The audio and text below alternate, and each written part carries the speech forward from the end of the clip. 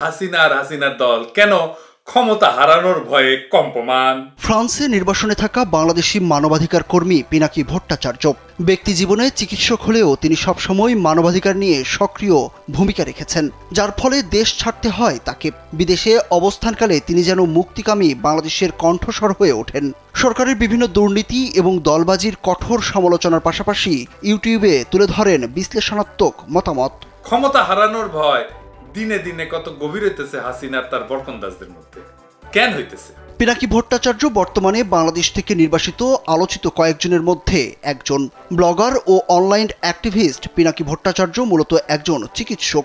তিনি 1985 থেকে 1992 সাল পর্যন্ত রাজশাহীতে কাটান। স্যান্ডেলিনা সো, রূপচর্চায় আভিজাত্য, এবং রাজশাহী মেডিকেল কলেজে পড়াশোনা করেন। তার জন্ম 1967 সালে বগুড়া শহরের জলেশ্বরী তলায়। আমি যেহেতু বগুড়ার ভাষাত কথা কই, তাই শিক্ষিত লোকরা আমার কথা গুরুত্ব দেয় না। পিনাকি ভট্টাচার্য তুমুল জনপ্রিয় শিক্ষক শ্যামল ভট্টাচার্যের বড় ছেলে। বাবা শ্যামল ভট্টাচার্য বগুড়া জেলা স্কুলের শিক্ষক ছিলেন। শিক্ষকতার পাশাপাশি তিনি নাটক লেখা এবং মঞ্চে অভিনয় করতেন। এছাড়া আলোকিত মানুষ গড়ার প্রত্যয়ে বিশ্ব সাহিত্য কেন্দ্র প্রতিষ্ঠার শুরু থেকেই তিনি বগুড়ার সংগঠক হিসাবে দায়িত্ব পালন করেন। তিনি নাট্য আন্দোলনকে ছড়িয়ে দিতে নাট্যদল গঠন করেন। বগুড়ার প্রগতিশীল আন্দোলনেও ছিলেন সোচ্চার। শিক্ষকতা করার সময়ে তিনি সাংবাদিকতাও করেছেন দীর্ঘদিন।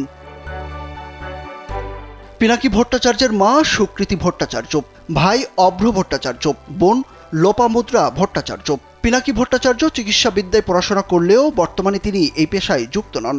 সফল উদ্যোক্তা ও ব্যবসায়ী হিসেবে পরিচালনা করছেন একটি ফার্মাসিউটিক্যাল কোম্পানি। প্যারিসে বসবাসকারী একজন বাংলাদেশি ব্লগার ও সোশ্যাল অ্যাক্টিভিস্ট হিসাবেই অধিক পরিচিত এবং সমাদৃত তিনি।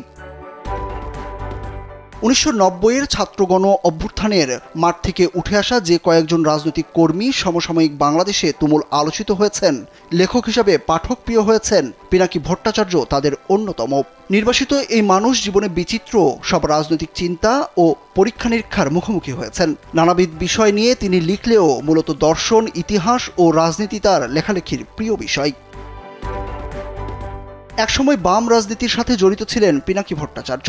বাংলাদেশের রাজনীতি, ইতিহাস এবং অন্যান্য বিষয়ের ওপর প্রায় 18টিরও বেশি গ্রন্থ রচনা করেছেন পিনাকি ভট্টাচার্য।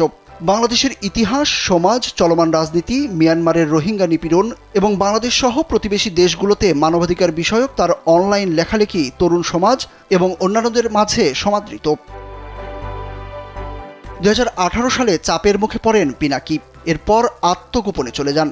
সে সময় তার দেশ ত্যাগে নিষেধাজ্ঞা জারি করা হয়। পরে 2019 সালের জানুয়ারিতে ব্যাংককে পৌঁছান তিনি।